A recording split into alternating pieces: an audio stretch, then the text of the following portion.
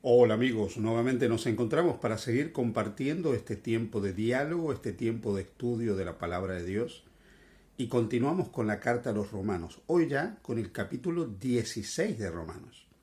Hemos hecho un recorrido breve, no exhaustivo por supuesto, de la carta de Pablo a los Romanos, tratando de sacar algunas de las lecciones tan maravillosas que encierra esta epístola que ha sido a lo largo de la historia del cristianismo tan significativa. Muchos teólogos dicen que sin la carta del apóstol San Pablo a los romanos, la reforma del siglo XVI no se hubiera producido y que otras epístolas del apóstol que también estudiaremos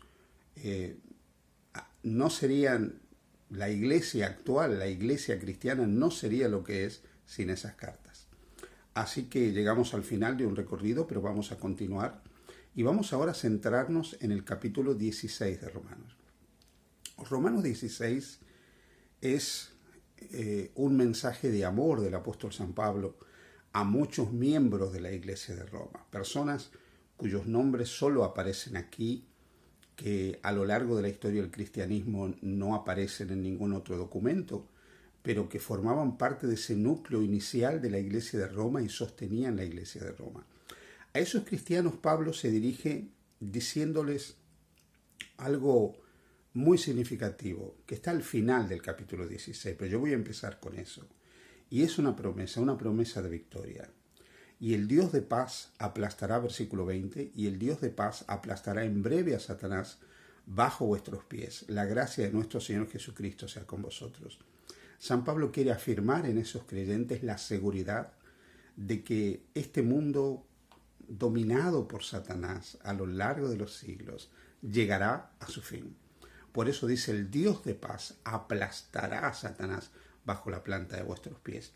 Luego hay una doxología maravillosa a partir del versículo 25, que probablemente formaba parte de un himno antiguo en la historia de la iglesia cristiana. Y aquí Pablo dice, y al que puede confirmaros según mi evangelio y la predicación de Jesucristo, según la revelación del misterio que se ha mantenido oculto desde tiempos eternos, pero que ha sido manifestado ahora y que por las escrituras de los profetas, según el mandamiento del Dios eterno, se ha dado a conocer a todas las gentes para que obedezcan a la fe. Al único y sabio Dios sea gloria mediante Jesucristo para siempre. Amén. Aquí Pablo está hablando de un misterio que había sido encubierto desde los tiempos eternos. Es el plan de salvación, a lo que él se refiere en otra parte como el misterio de la piedad. Ese misterio de que Dios tomaría la naturaleza humana, viviría entre los hombres para salvarnos, que se había revelado ya en las escrituras de los profetas. El Antiguo Testamento hablaba de ese misterio, de ese plan eterno que desde los siglos estaba encubierto en Dios. El pecado no tomó de sorpresa a Dios. Si bien Dios no ordenó el pecado, ni mandó que existiera, Dios ya tenía un plan de contingencia para enfrentar el dilema del pecado y salvar al hombre de las nefastas consecuencias de decidir separarse de él. Así que ese plan que había sido ideado por Dios desde los siglos eternos, que estaba en el corazón de Dios, en la mente de Dios, era que el Hijo de Dios, la segunda persona de la deidad del Verbo, tomaría la naturaleza humana y vendría a salvar a la humanidad. A eso Pablo le llama el misterio encubierto desde tiempos eternos, que ahora dice, por las escrituras de los profetas y la predicación de los apóstoles, se había dado a conocer. El misterio se ha revelado. Dicho sea de paso, desde el punto de vista de los mensajes de la palabra de Dios, los misterios no son algo oculto que nunca se conocen. Los misterios de Dios son cosas que Él revela. Dios revela sus misterios, Dios nos da a conocer esos misterios. Por eso aquí habla de un misterio revelado. Y por eso encontraremos, cuando vamos al libro de Apocalipsis, que se habla de la revelación de Jesucristo, ese descorrer el velo de los misterios para que nosotros conozcamos más y mejor la voluntad y el propósito de ese Dios que nos ama entrañablemente y quiere salvarnos. A esa iglesia que finalmente alcanzaría la victoria sobre Satanás, a esa iglesia beneficiaria del misterio encubierto desde los siglos, se dirige Pablo. Y a partir del versículo 1 hace una serie de recomendaciones y habla de una serie de personas. Por ejemplo, versículo 1, os recomiendo además nuestra hermana Febe, la cual es diaconisa de la iglesia de Cencrea. Mirá qué interesante.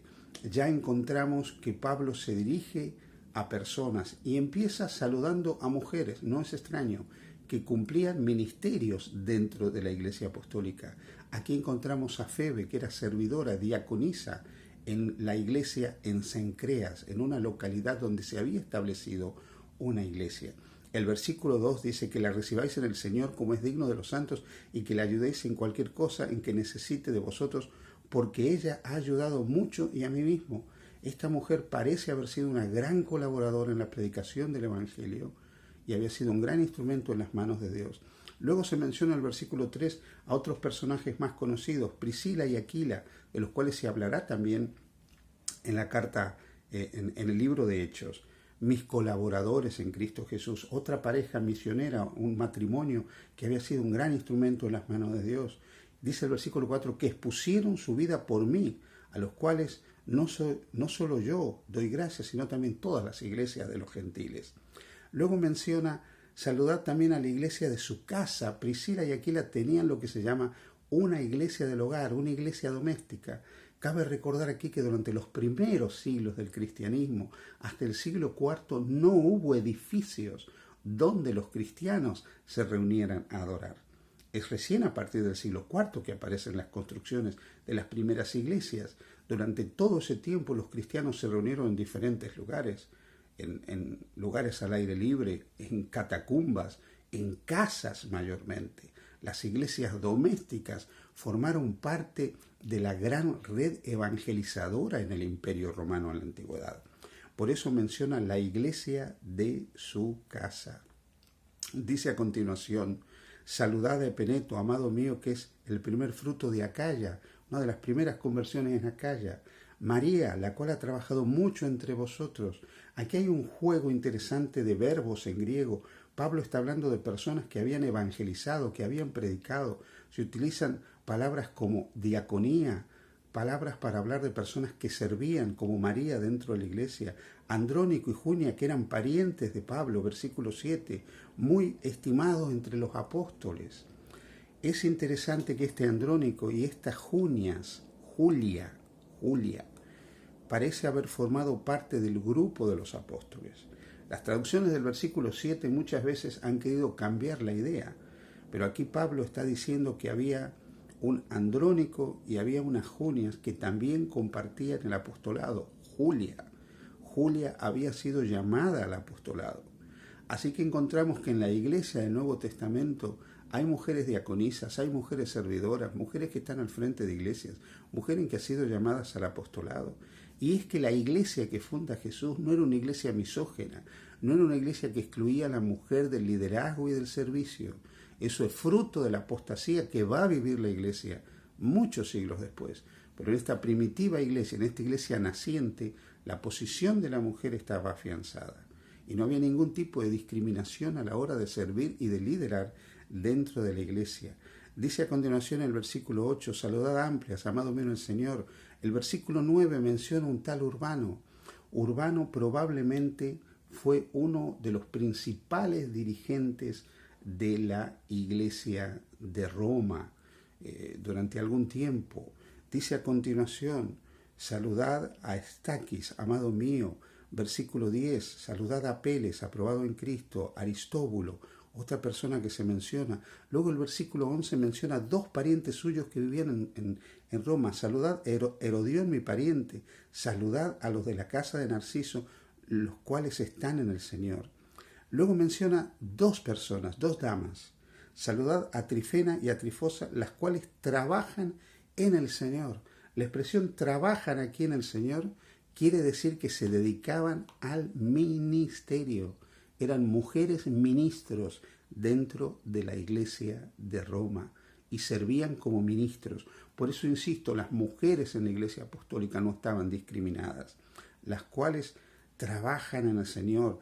Menciona a Pérsida, la cual ha trabajado también en el Señor, se había dedicado al ministerio. Menciona a Rufo, escogido en el Señor, y a su madre, a la cual Pablo sentía como suya.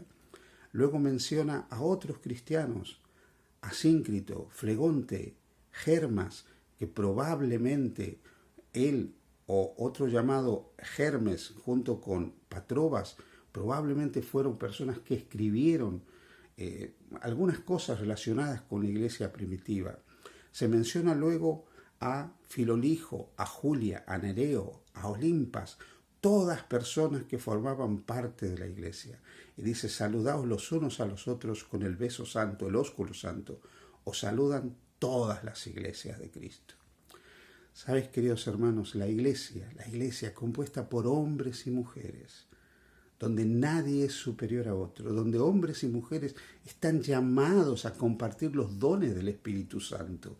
Es la gran creación de Dios, esa creación de Dios donde las diferencias desaparecen, donde no hay judío, donde no hay griego, desaparecen completamente las diferencias raciales.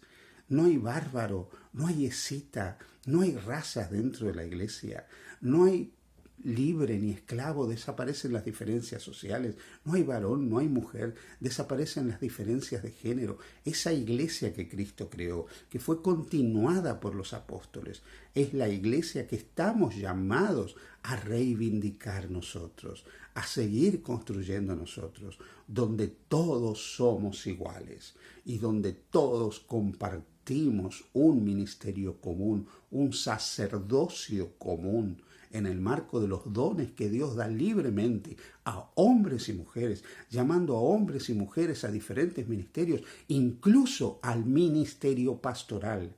Nunca debemos restringir la obra del Espíritu Santo.